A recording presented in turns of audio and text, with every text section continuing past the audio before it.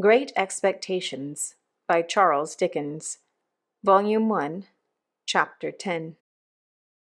The felicitous idea occurred to me a morning or two later when I woke, that the best step I could take towards making myself uncommon was to get out of Biddy everything she knew.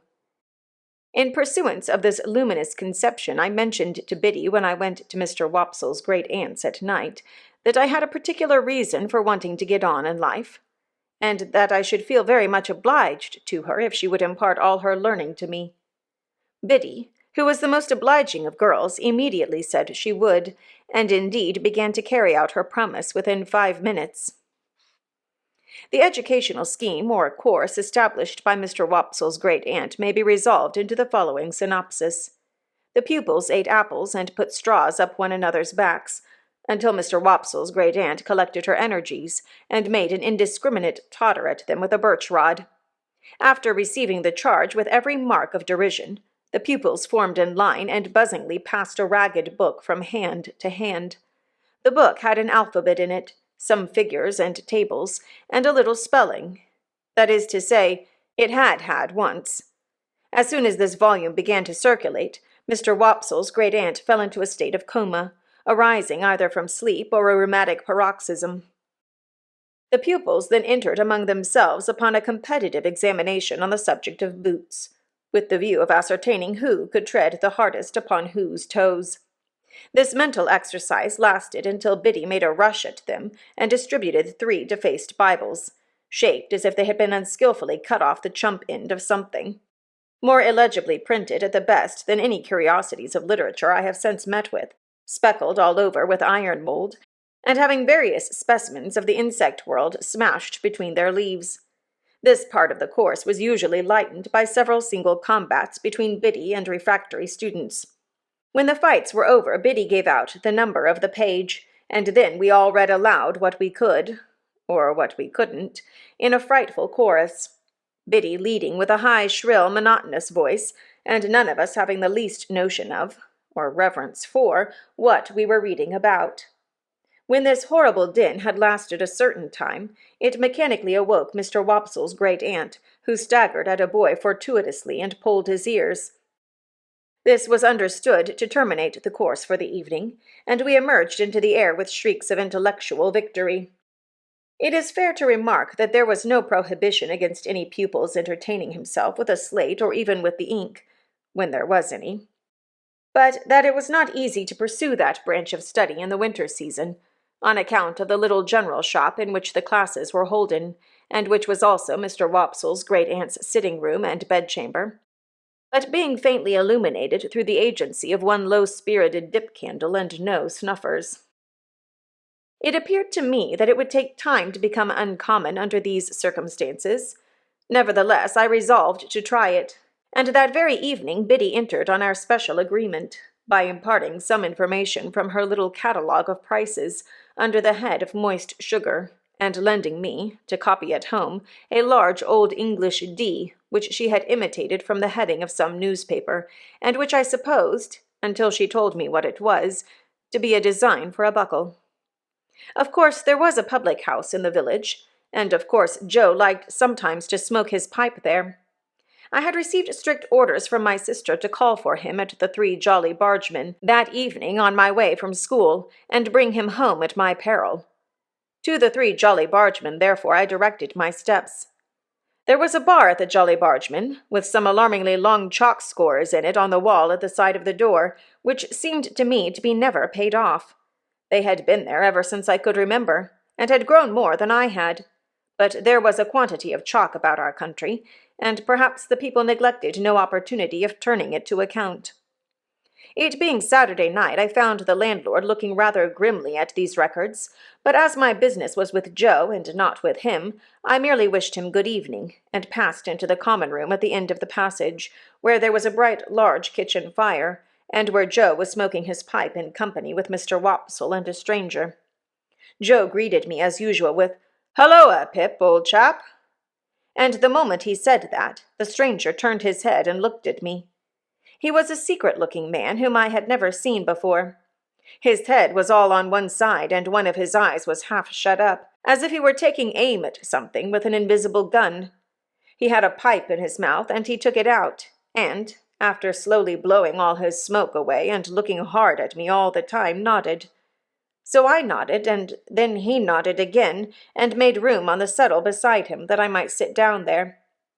But as I was used to sit beside Joe whenever I entered that place of resort, I said, "No, thank you, sir," and fell into the space Joe made for me on the opposite settle. The strange man, after glancing at Joe and seeing that his attention was otherwise engaged, nodded to me again when I had taken my seat, and then rubbed his leg.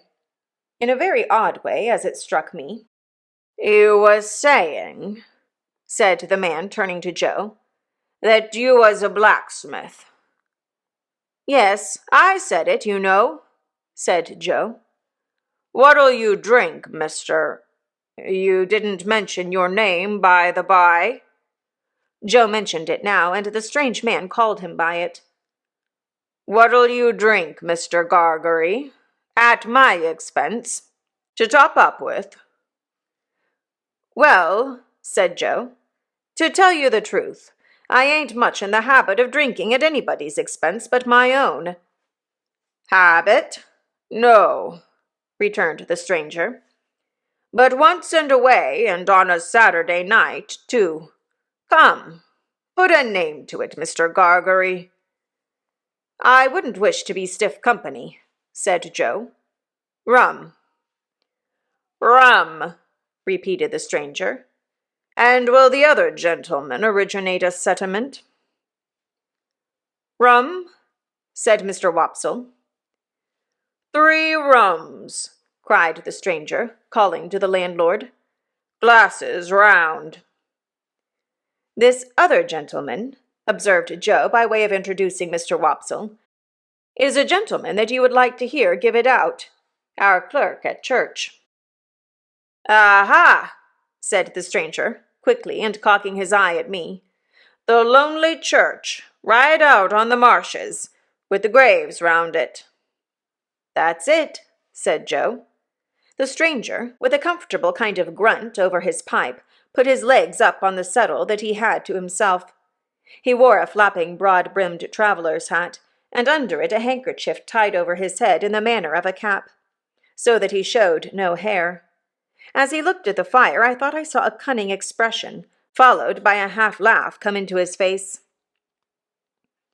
"I'm not acquainted with this country, gentlemen, but it seems a solitary country towards the river." "Most meshes is solitary," said Joe. "No doubt. No doubt. Do you find any gypsies now, or tramps, or vagrants of any sort out there?" "No," said Joe. "None but a runaway convict now and then, and we don't find them easy. Eh, Mr. Wopsle?" Mr. Wopsle, with a majestic remembrance of old discomfiture, assented, but not warmly.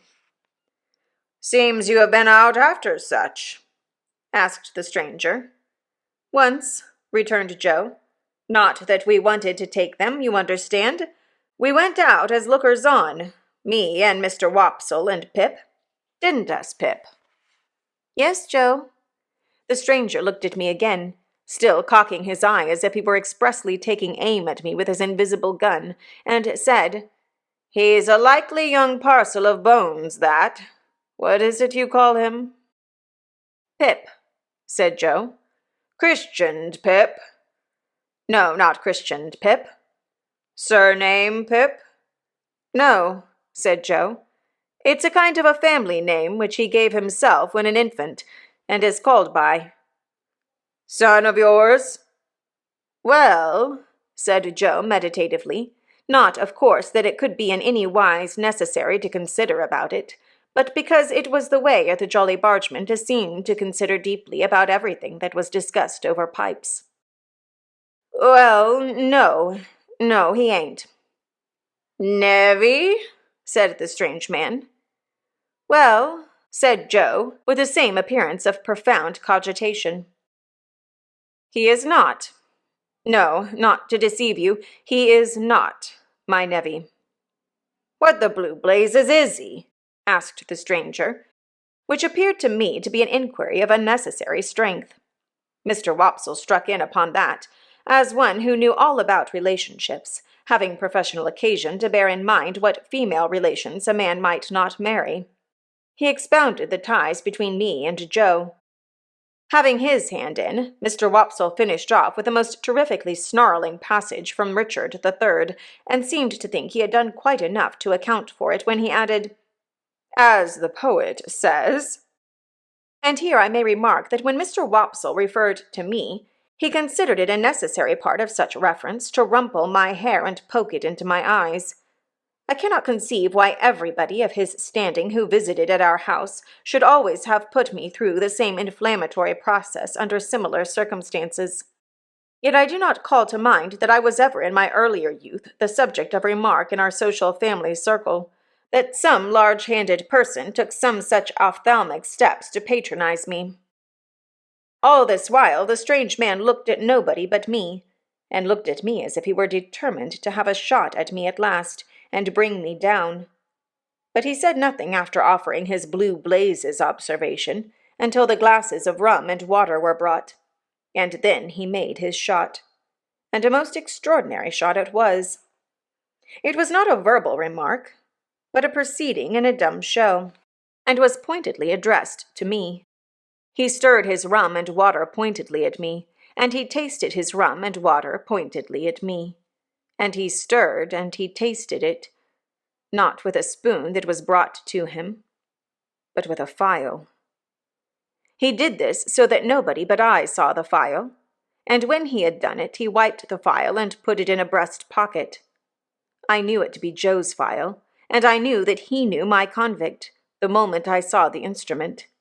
I sat gazing at him, spellbound, but he now reclined on his settle, taking very little notice of me, and talking principally about turnips. There was a delicious sense of cleaning up and making a quiet pause before going on in life afresh in our village on Saturday nights, which stimulated Joe to dare to stay out half an hour longer on Saturdays than at other times. The half-hour and the rum and water running out together, Joe got up to go, and took me by the hand.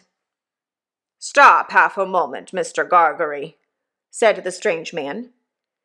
"I think I've got a bright new shilling somewhere in my pocket, and if I have, the boy shall have it." He looked it out from a handful of small change, folded it in some crumpled paper, and gave it to me. "Yours," said he. "Mind, your own." I thanked him, staring at him far beyond the bounds of good manners, and holding tight to Joe. He gave Joe good night, and gave Mr. Wopsle good night, who went out with us, and he gave me only a look with his aiming eye. No, not a look, for he shut it up, but wonders may be done with an eye by hiding it. On the way home, if I had been in a humor for talking, the talk must have been all on my side, for Mr. Wopsle parted from us at the door of the Jolly Bargeman, and Joe went all the way home with his mouth wide open to rinse the rum out with as much air as possible. But I was in a manner stupefied by this turning up of my old misdeed and old acquaintance, and could think of nothing else.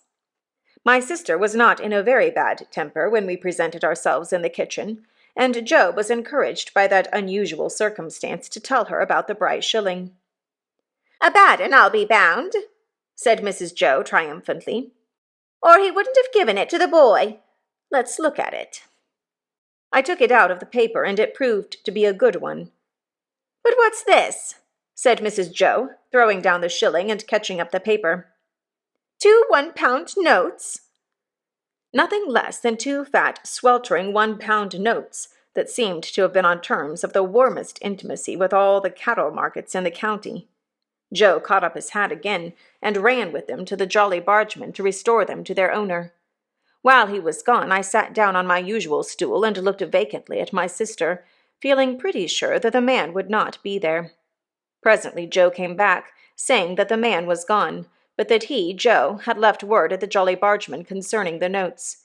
Then my sister sealed them up in a piece of paper, and put them under some dried rose leaves in an ornamental teapot on the top of a press in the state parlor. There they remained, a nightmare to me, many a night and day. I had sadly broken sleep when I got to bed, through thinking of the strange man taking aim at me with his invisible gun, and of the guiltily coarse and common thing it was to be on secret terms of conspiracy with convicts, a feature in my low career that I had previously forgotten. I was haunted by the file, too.